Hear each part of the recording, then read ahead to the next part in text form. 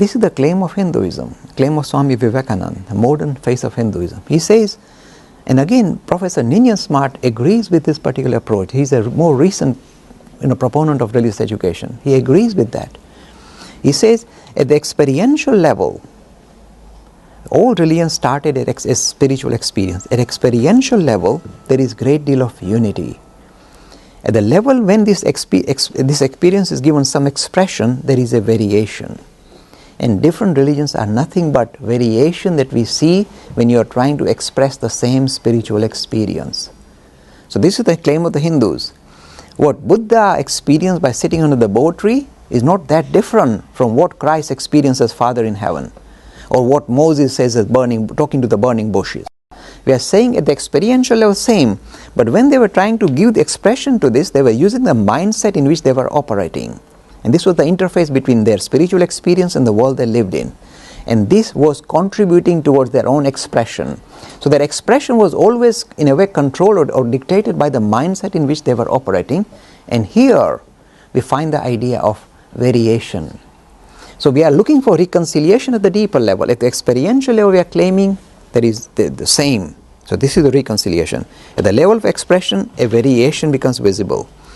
Then so far so good, but then you see we get the philosophers and the theologians stepping in and then trying to kind of codify this expression of religion within a set of doctrines and dogmas. So they come up with their own doctrines and dogmas, and they would jettison some parts of the teaching of the prophet if necessary in order to kind of make sure that religion fits into the mold.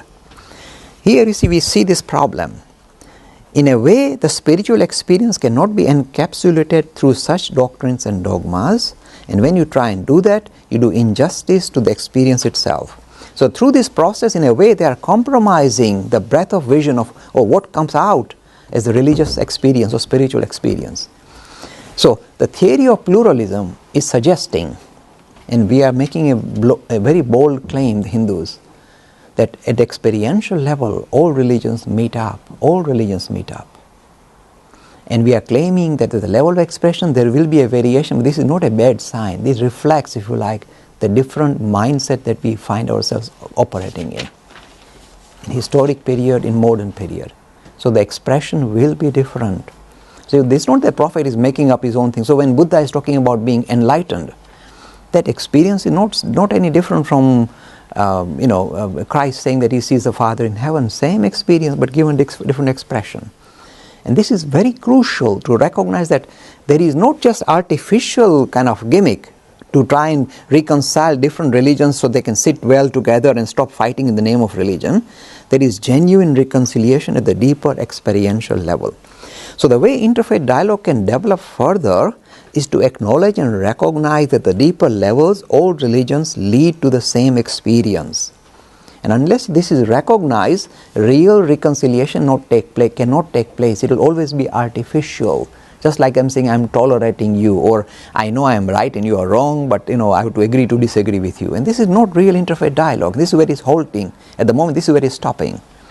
And there are the people who are getting in the way are the theologians, because they are not prepared to compromise this doctrinal world that they live in.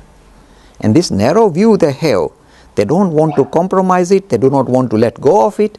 And as long as they hang on to it, there is going to be conflict and no genuine interfaith dialogue possible at all. So how do they do it? So this is how they do it. In a way, they are trying to say that this external casing that we have, that we call doctrines and dogmas, is bigger than the thing they are trying to kind of encapsulate or hold together. By doing this, they do tremendous disservice to the very potency of their particular enterprise. This is what they are saying. They are saying we capture God, in simple English, within the framework of our doctrines and dogmas. And this God cannot appear somewhere else because we have captured him within our doctrines and dogmas. They are trying to fit God within their framework of doctrines and dogmas. What Hinduism is saying, that if you want real interfaith dialogue, it should be the other way around. You don't try and fit God into your framework, you put your framework into God. Then it will work. Because within the idea of God are many different frameworks that you can adopt. But when you do it the other way around, say that the God has to fit my framework, then you reduce God and you try and capture him within your system. And then this creates, if you like, exclusivism and divisive nature, divisive enterprise. It's very harmful for the rest of society. So the Hindu tradition is saying religions are not absolute, including Hinduism. Provided this is recognized by people of religion that religions are not absolute, the experience they are pointing towards, that may be absolute. But the method they are adopting is relative, because it has to relate to a particular group of people. In society, in community, different religious communities have to relate to this idea of absolute, and they are all relative. So religions are always relative.